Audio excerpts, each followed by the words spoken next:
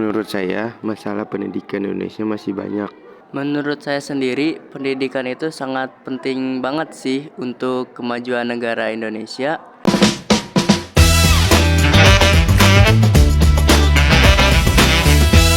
Halo semuanya, perkenalkan saya Jara Tazkia, host mini podcast kali ini. Di sini saya sudah mendatangkan 4 narasumber yang akan saya tanya-tanyakan tentang pendidikan di Indonesia. Sebelumnya boleh perkenalkan dirinya nih buat teman-teman yang lagi dengar podcast kita. Oke, perkenalkan nama saya Fatih Andrewa.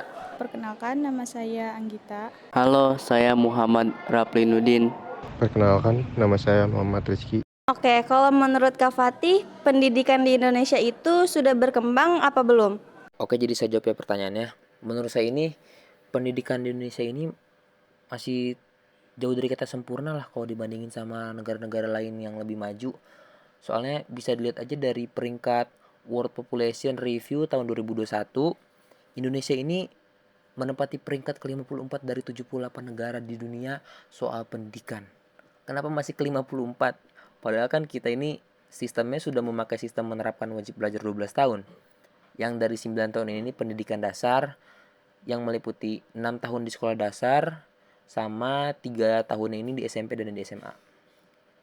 Terus penyebabnya itu bisa jadi karena ya rendahnya kualitas guru, prestasi siswa, serta sarana dan prasarana yang kurang memadai, sama pemerataan pendidikan, mahalnya biaya pendidikan.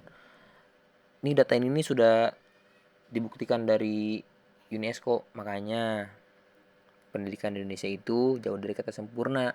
Soalnya pemerataan pendidikan ini belum rata, jadi kayak di sini kurikulum ini, di sini kurikulum ini, kayaknya masih suka ganti-ganti kurikulum lah gitulah contohnya. Terus, kalau menurut Kak Rizky, masih banyak gak sih masalah pendidikan di Indonesia? Menurut saya, masalah pendidikan di Indonesia masih banyak, seperti terbatasnya akses pendidikan, terutama di daerah terpencil dan di daerah pedalaman.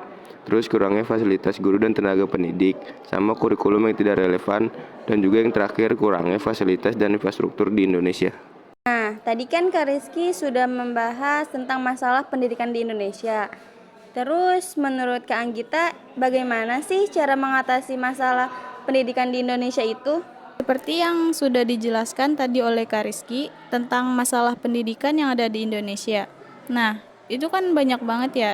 Jadi saya ambil satu contoh tentang peningkatan fasilitas infrastruktur ya dengan cara mengatasinya yaitu pihak pemerintah wajib menelusuri satu persatu kondisi akses jalan menuju sekolah, sehingga tahu mana yang seharusnya diutamakan untuk pembangunan fasilitas infrastruktur menuju sekolahan.